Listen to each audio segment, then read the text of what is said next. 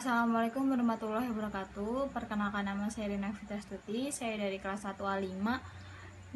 MPM saya 2020 104 15 16 5. Permasalahan yang sengaja diangkat dalam artikel tersebut yaitu terdapat sebuah acara yang menjadi selisih paham antara pemerintahan dengan masyarakat tertentu yang secara tidak langsung itu adalah tempat perkumpulan LGBT atau homoseksual yang belum diketahui kebenarannya. Pada artikel ini menggambarkan teori sekuritis untuk memberikan akun mengapa dua langkah sekuritis perlu mengikuti tata bahasa keamanan. Itu harus bertanam dalam konteks diskursif yang lebih luas dan harus dieja dari posisi kekuasaan dan otoritas. Secara metodologis, menggabungkan analisis konten dan wacana yang bertujuan untuk menunjukkan dalam artikel ini nilai tambah analitis dari triangulasi metodologis tersebut. Temuan empiris utama makalah kami adalah bahwa langkah sekuritisasi yang dilakukan setelah Belgrade periode 2010 memiliki keberhasilan terbatas karena meskipun mengikuti tata bahasa keamanan, mereka tidak sepenuhnya tertanam dalam konteks diskursif yang lebih luas dan dibuat oleh aktor dengan sedikit kekuatan. Permasalahan yang diangkat oleh penulis yaitu permasalahan dari homoseksualnya. Nah, dari LGBT tersebut untuk sebagian masyarakat atau kaum liberal itu adalah sebuah penyakit yang menjadi alasan kenapa mereka menentang acara tersebut. Sangat penting untuk mengetahui homoseksual tersebut agar penyakit seperti ini tidak semakin meluas dan akan menyebabkan kesenjangan gender. Studi kasus menentang parade tahun 2010 dilarang dan polisi Serbia memang telah menerapkan sejumlah langkah penanganan preventif yaitu pencegahan. Akibatnya pada 28 September 2014 Beograd mengadakan parade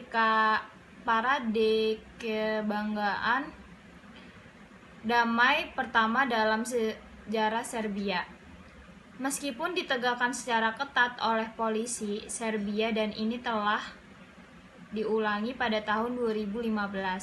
Penelitian selanjutnya dapat menyelidiki relevansi gerakan desekuritasi dan terutama pentingnya perubahan lanskap politik dan media untuk transformasi kebijakan luar biasa yang terjadi antara tahun 2010 dan 2014. Perlu dicatat bahwa parade yang didukung secara internasional sangat tidak populer di Serbia dan tindakan keras yang represif terhadap lawan-lawannya dapat sangat merusak tingkat persetujuan pemerintah Serbia yang pada saat itu dipimpin oleh Partai Demokrat Kiri Tengah. Oleh karena itu, pemerintah ingin secara bersamaan menghormati supremasi hukum, memuaskan UE dan memenuhi sentimen homofobik yang tersebar luas yang mencoba dimanfaatkan oleh oposisi konservasi. Sebagian penjelasan juga bisa terletak pada hubungan yang kurang diteliti antar organisasi sayap kanan yang turun ke jalanan, partai politik, dan sektor keamanan. Pendekatan ini dan lainnya dapat digunakan dalam studi di masa mendatang untuk menangkap aspek-aspek peristiwa yang ditemukan dalam analisis kami. Meskipun analisis kami berfokus pada parade 2010, patut dicatat bahwa di tahun-tahun berikutnya negara berubah menjadi aktor sekuritisasi yang paling kuat. Narasi keamanan yang digunakan oleh perwakilan negara dalam 3 tahun ke depan menghubungkan kekhawatiran liberal tentang sayap kanan ekstrim dengan bias konservatif diskriminatif terhadap LGBT. Akibatnya, parade dilarang 3 tahun berturut-turut, sementara negara secara bertahap meski tidak tegas menindak organisasi ekstremis.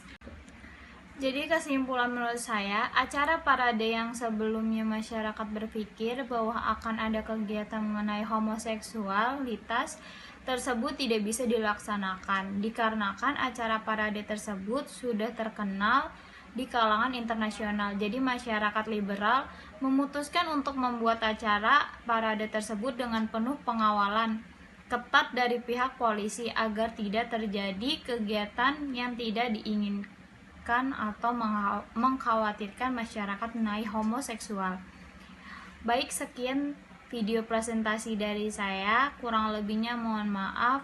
Assalamualaikum warahmatullahi wabarakatuh.